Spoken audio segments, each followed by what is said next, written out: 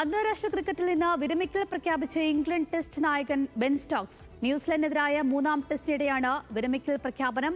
ആധുനിക ക്രിക്കറ്റിലെ ഏറ്റവും മികച്ച ഓൾറൗണ്ടർമാരിൽ ഒരാളായ സ്റ്റോക്സ് 4 വർഷമായി ഇംഗ്ലണ്ടിന്റെ ടെസ്റ്റ് ടീം നായകനാണ്. ഒന്നാം ടെസ്റ്റിന് പിന്നാലെ പാർട്ടിയിൽ പങ്കെടുത്തതിന് അച്ചടക്ക നടപടി നേരിട്ടതോടെയാണ് അപ്രതീക്ഷിത വിരമിക്കൽ. വിവരങ്ങളുമായി സ്പോർട്സ് ഡെസ്കിൽ നിന്ന് മനീഷ് ഐഷ മാത്യു ചെയ്യുന്നുണ്ട്. മനീഷ്, എന്താണ് ഈ വിരമിക്കലിനുണ്ടായ ഒരു കാരണം? അഞ്ജലി, ആദ്യ ടെസ്റ്റ് ഇംഗ്ലണ്ട് ജയിച്ചതിന് പിന്നാലെയാണ് ബെൻ സ്റ്റോക്സും അതുപോലെ തന്നെ ഇംഗ്ലണ്ടിന്റെ ഫാസ്റ്റ് ബോളറായിട്ടുള്ള അക്കിൻസണും ചേർന്ന ഒരു നിശാ പാർട്ടിയിൽ പങ്കെടുക്കുന്നത്.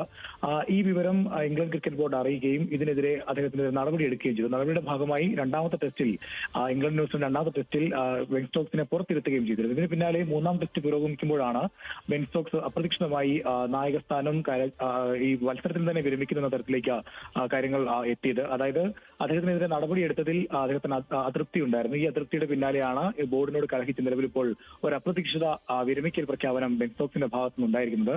ബെൻ സ്റ്റോക്സിനെ സംബന്ധിച്ചിടത്തോളം ആധുനിക ക്രിക്കറ്റിൽ ബ്രണ്ടൻ മക്കൽത്തോടും ചേർന്ന് ഇംഗ്ലണ്ടിന്റെ ഒരു കളിശൈലി തന്നെ മാറ്റിയതിൽ വലിയൊരു പങ്ക് വഹിച്ച ക്യാപ്റ്റൻ കൂടിയാണ് ബെൻ സ്റ്റോക്സ്. അദ്ദേഹം ഓൾറൗണ്ടർ എന്ന നിലയിൽ നിരവധി മത്സരങ്ങൾ ഇംഗ്ലണ്ടിന് വേണ്ടി വിജയിച്ചിട്ടുണ്ട്.